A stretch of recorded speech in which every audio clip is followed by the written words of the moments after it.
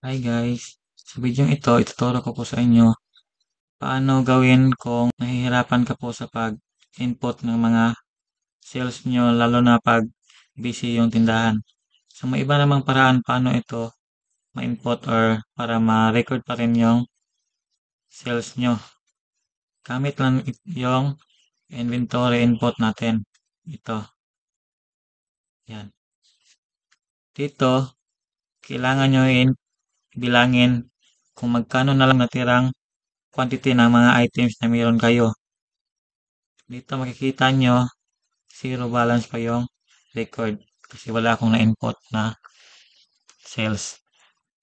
May stock in pero sa sales wala. Zero balance siya. So dito mag-input tayo ng inventory. Kung sakali na bilang na natin yung mga items, quantity ng mga items na meron tayo na natira, input natin dito sa inventory at sample ito. 1 liter tanduay dart. Tapos, ang natira na lang is tatlo. Tapos, 5x5 sisig, dalawa,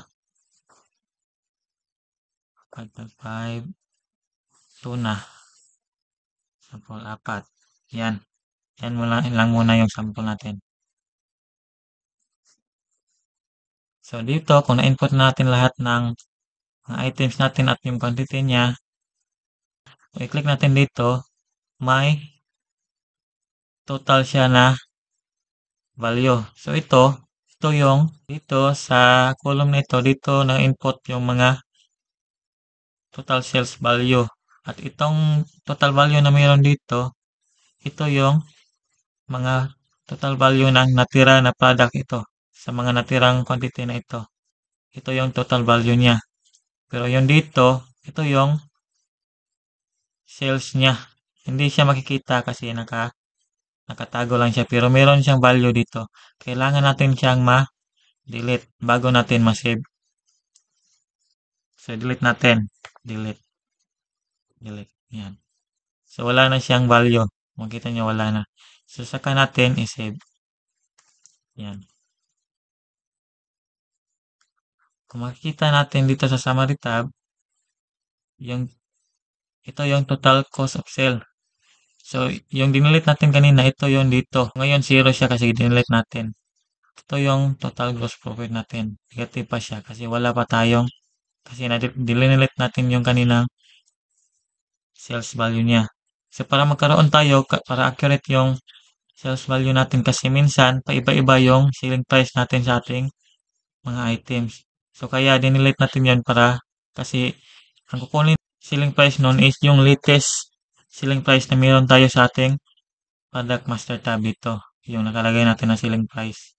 Yan yung kukunin niya, yung latest na record natin. Paano yung mga old na yung sales nyo na makikita dito sa total sales. So, para maging accurate siya at magkaroon ng total sales, gagawa tayo ng products. Dito natin siya ilagay under sa products. Ito yung mga record ng ating mga products.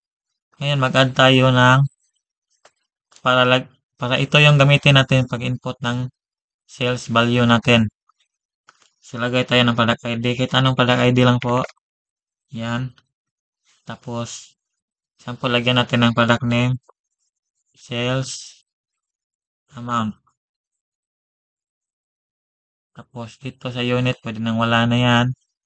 Tapos, category, pwede nang wala, pwede nang meron. Then, sa cost price, lagay natin dito is 0. Para ilagay natin sa stock out is 0 yung price niya. Kasi may cost price na naman na tayo na makikita dito. Ito yung total cost of sale ng nabinta natin. Ang kailangan na natin yung total sales. So, input natin dito. Yan. Yan yung cost price niya. Tapos dito sa retail price, ilagay natin dito 1. 1 peso. Yan. So, malalaman natin bakit 1 peso yung retail price natin. So, save natin siya. Add new product. Please complete input product. Kailangan pa siya lagyan ng unit. Example, 1 piece. Tapos, ini. Yan. Then, save natin. Yan. Save na siya. Kung makikita natin, nandito siya sa huli. Yan. Sales. Sales amount. So, dito, input na natin siya sa under sa stock out nga transaction. Yan. Dito. Then, click natin add new sales. Yan, para may malagay dito na sales number. Ito yung kasunod na sales number. Tapos, dito, di ba? Dito sa item type, di ba, na-list natin under sa products. Hindi dito sa under sa materials. So, baguhin natin yung item type. Gawin nating products. Yan, para lalabas dito yung list of products. Kasi kung baguhin natin sa materials, ang lalabas dito is list of mga items na nandun sa materials. So, balik natin sa products. Tapos, hanapin natin yung itong sales amount or pwede din, kung updated yung Excel nyo, pwede nyo ma-type. Yan, sales amount. Pwede din, select nyo lang dito. Yan, sales amount. Tapos ito, pwede nyo baguhin yung date dito na lalabas kung kailan kayo nag-inventory. So, dito sa quantity, lagay natin kung ilan yung sales revenue natin, total sales amount na kinita natin. Kasi wala pa tayong total sales dito. Only total cost of sale. Example, total sales natin is 9,000. Yan. So, dito malalagay natin kung magkano yung kinita natin. Tapos ito yung i-multiply sa ito. Kung nilagay natin kanina na 1 peso. So, 9,000 times 1. Ang magiging total value na yan is 9,000. Kaya 1 peso yung retail price natin. So, kung i-click natin save, yan. May total sales na tayo na lalabas. So, accurate siya sa actual na pira na meron tayong hawak. So, diba? Kasi kung hindi pwede naman hindi rin yun baguhin yung sa inventory. Hindi natin i-delete. Kung hindi pa bago-bago yung selling price natin sa isang items. Pero kung pabago-bago, so kailangan natin gawin ang paraan na ito para maging accurate yung total sales natin. So, ito na yung total gross profit natin. Yan ang net profit. So, hindi na siya negative. So, yun lang po. Maraming salamat.